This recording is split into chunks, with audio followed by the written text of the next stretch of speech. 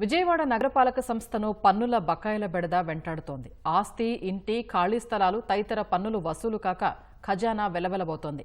ముఖ్యంగా బడా కంపెనీలు, ప్రభుత్వ సంస్థలు చెల్లించాల్సిన పన్నులే కోట్లల్లో పెండింగ్ ఉంటున్నాయి. పలువురు బకాయిదారులు కోర్టుల్ని ఆశ్రయిస్తూ ఉండడంతో వసూళ్ల ప్రక్రియ ముందుకు సాగటం లేదు. సకాలంలో చెల్లింపులు లేకపోవడంతో కార్పొరేషన్ ఆదాయాన్ని కోల్పోతోంది. విజయవాడ నగరపాలక సంస్థకు పన్ను బకాయిలు కొండలా పేరుకుపోతున్నాయి. అధికారుల అంచనా ప్రకారమే ఇవి సుమారు 250 కోట్ల రూపాయలకు చేరుకున్నాయి.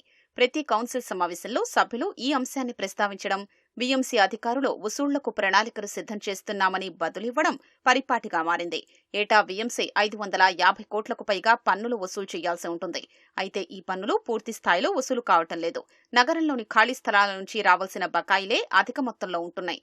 బీఎంసీ ఆధ్వర్యంలో నిర్వహిస్తున్న వ్యాపార సముదాయాల నుంచి రావాల్సిన పన్నులు రావటం లేదు.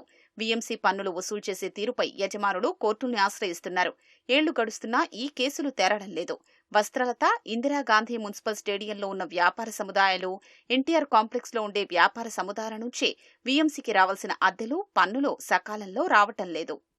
విజయవాడ నగరపాలక సంస్థకి రకరకాల బడా సంస్థలు మొదలుకొని ప్రభుత్వ కార్యాలయాల దాకా కేంద్ర ప్రభుత్వ సంస్థల వరకు కూడా బకాయిలు పన్నులు చెల్లించకుండా తొక్కిపడతా ఉన్నారు. ఒకవైపున ఆస్తిను, ఖాళీ స్థలాల పన్ను ఇటువంటివి.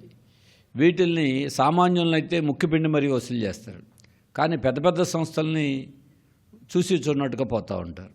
స్థానిక సంస్థలు నిధులు లేకుండా పోయి అది రోడ్లు వేయాలన్నా, సదుపాయాలు కల్పించాలన్నా, పారిశుధ్య నిర్వహణ చేయాలన్నా అన్నిట్లోనూ కూడా ఇబ్బందులు పడేటువంటి పరిస్థితి ఉంది.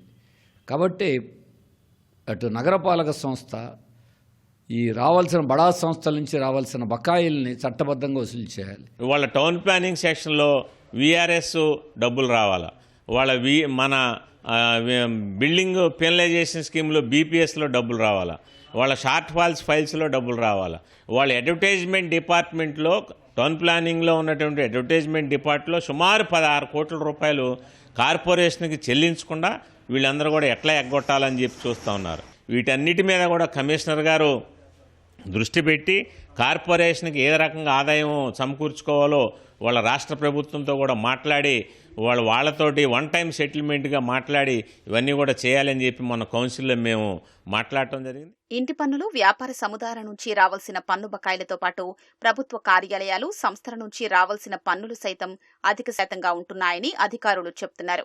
దక్షిణ మధ్య రైల్వే నుంచే సుమారు 60 కోట్ల రూపాయలు రావాల్సి ఉందన్నారు.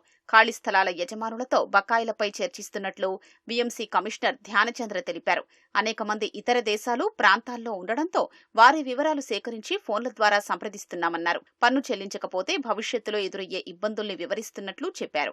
మేజర్గా ఈ సెంట్రల్ గవర్నమెంట్ ప్రాపర్టీస్, అలాగే స్టేట్ గవర్నమెంట్ డిపార్ట్మెంట్ ప్రాపర్టీస్, దీని నుంచి మనకి ఎక్కువ బకాయిలు ఉంటాయి, డిపార్ట్మెంటల్ ప్రాపర్టీస్. కాబట్టి దీనికి ఆల్రెడీ సెక్రటరీ గారు కూడా, సెక్రటరీ గవర్నమెంట్ నుంచి కూడా లెటర్ పెట్టడం జరిగింది. మనం కూడా ప్రతిరోజు రైల్వే అథారిటీస్తో ఉండొచ్చు, పోస్టల్ డిపార్ట్మెంట్తో ఉండొచ్చు, అలాగే సెంట్రల్ గవర్నమెంట్ ఆర్గనైజేషన్స్ ఉంటే వాళ్ళతో కోఆర్డినేట్ చేస్తున్నాము. అది inter departmental, inter governmental issue కాబట్టి దాన్ని కూడా ఫాలోఅప్ చేస్తున్నాము.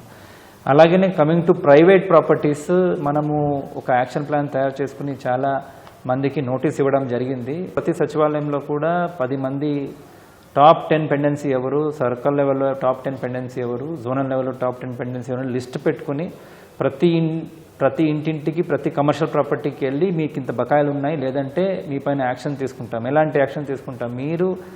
మీకు సర్వీస్ ఇస్తున్నాము, సర్వీస్ కాబట్టి మీరు ట్యాక్స్ ఇవ్వకపోతే మీకు వస్తున్న సర్వీసెస్ అనేది మనం క్యాన్సిల్ చేయాల్సి వస్తుంది అనేది నోటీస్ ఇవ్వడం జరుగుతూ ఉంది. డ్రైనేజ్ కనెక్షన్ తీయడము, వాటర్ కనెక్షన్ తీయడం అనేది కూడా జరుగుతూ ఉంది.